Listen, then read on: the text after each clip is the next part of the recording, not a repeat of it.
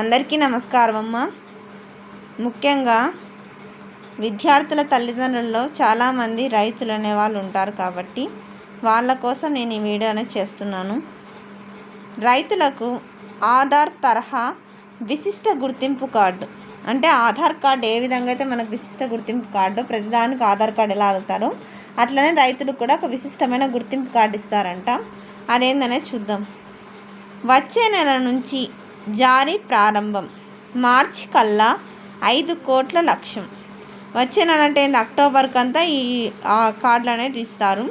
మార్చికి మొత్తానికి 5 కోట్లు లక్ష్యం, అంటే 5 కోట్ల మందికి 5 కోట్ల మంది రైతులకు ఇది అందేలా చేస్తారు. చూద్దాం. ఢిల్లీ నుంచి ఇది వచ్చింది.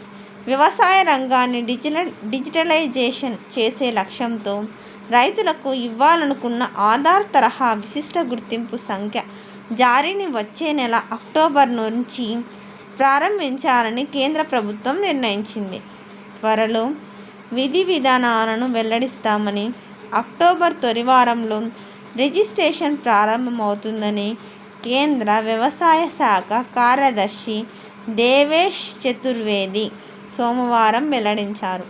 వచ్చే ఏడాది మార్చి కల్లా 5 కోట్ల మందిని రిజిస్టర్లలోనికి తేవాలనేదే లక్ష్యమని తెలిపారు.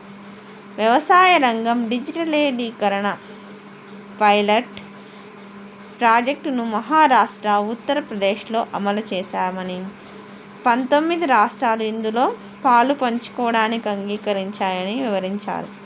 రైతుల రిజిస్టర్ రూపొందించాక ఆధార్ తరహా ఐడి కార్డులను అందజేస్తామని తెలిపారు.